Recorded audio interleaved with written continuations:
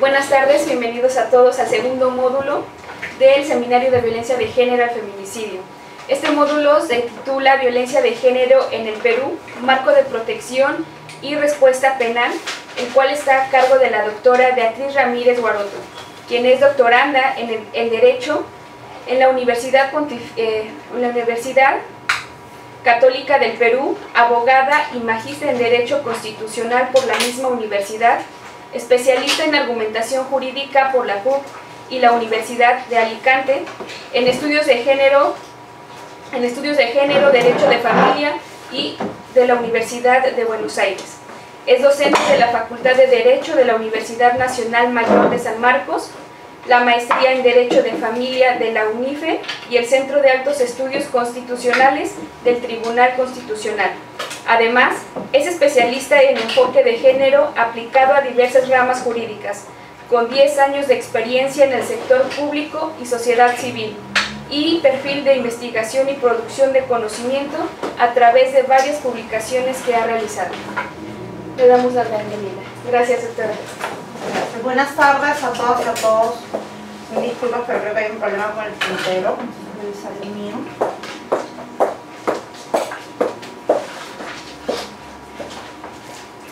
¿No creo así? No, acá. ¿Le quito algo aquí? Sí, le quito la... Es que estaba en el palacio.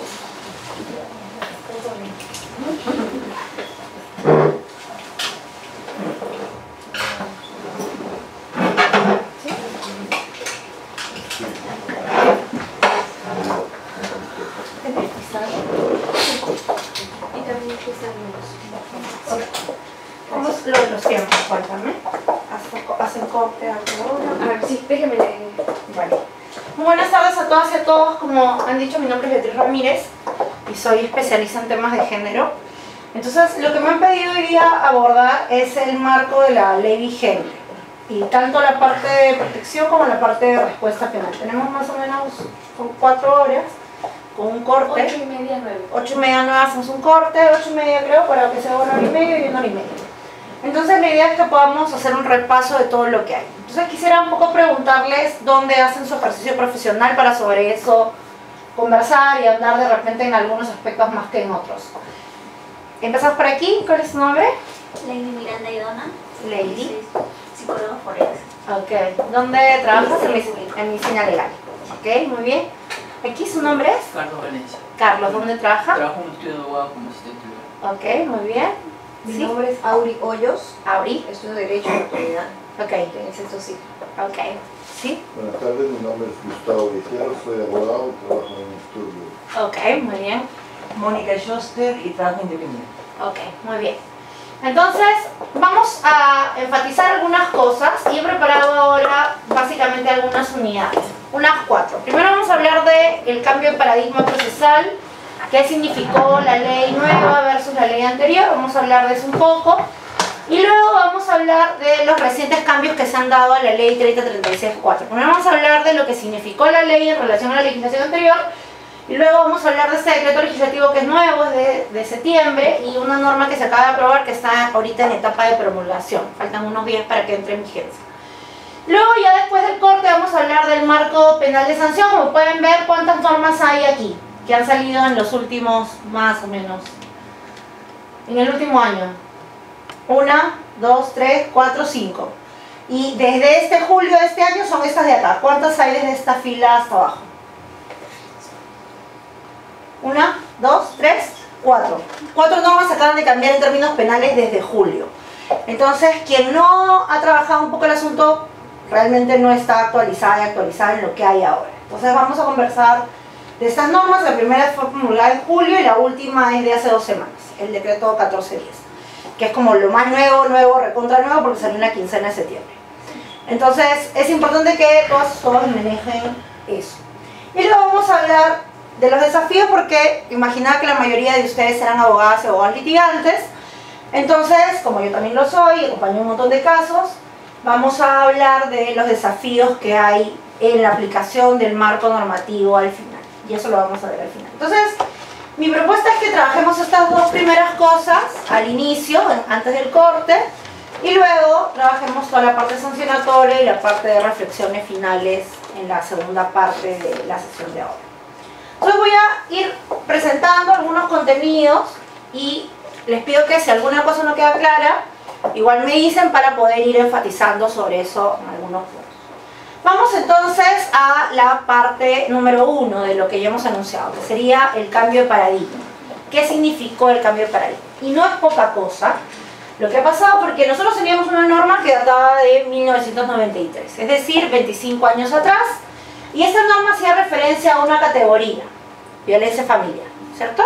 Muy bien, esa categoría hay que desterrarla, inclusive del vocabulario, porque el marco vigente no hace alusión a la violencia familiar, sino que cambia el espectro de protección. La ley 3036-4, que va a cumplir 3 años de vigencia, tiene más bien 2 grupos de protección, que serían diferenciados. ¿Cuáles serían? En primer lugar, ¿a quiénes defiende esta ley?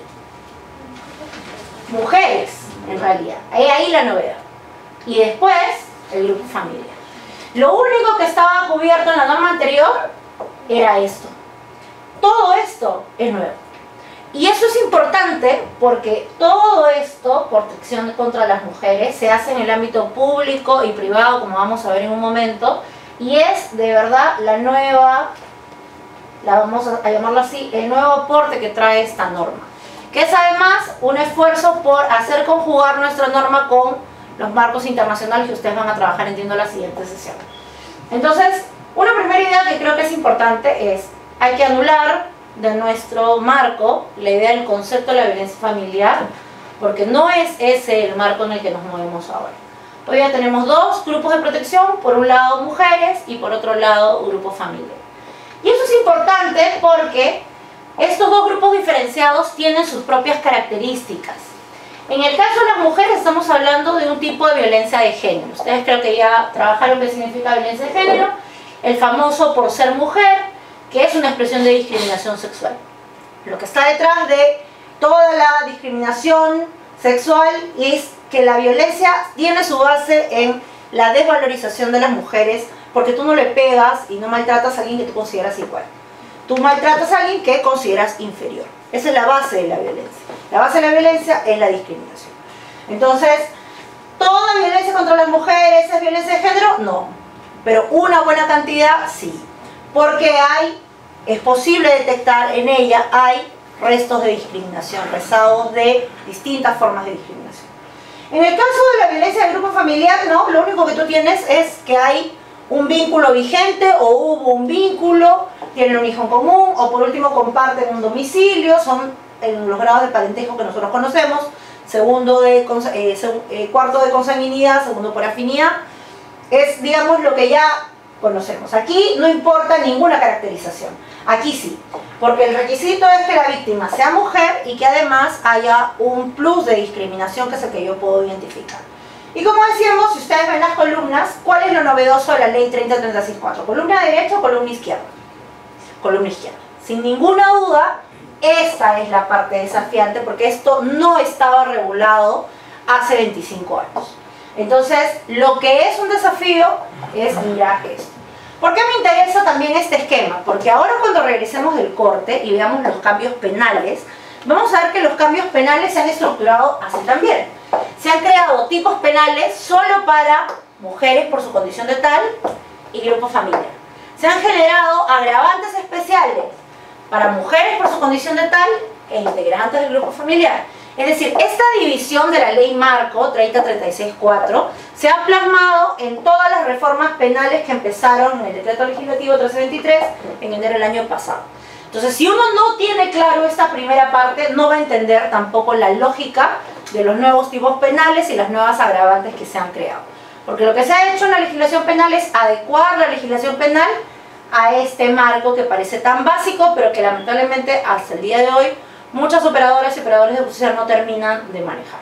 Entonces, una primera vista nos debería llevar a entender que esta columna que ustedes tienen a la izquierda es la columna que merece un detenimiento por su importancia y por su novedad. Eso implica que en el caso de la violencia contra las mujeres nosotros cubrimos espacio público más espacio privado. Y espacio privado, claro, todo el mundo siempre ha pensado en el tema del grupo familiar, estuvo cubierto. Pero en el espacio público, ¿qué pasa si te meten la mano fuera cuando estás caminando?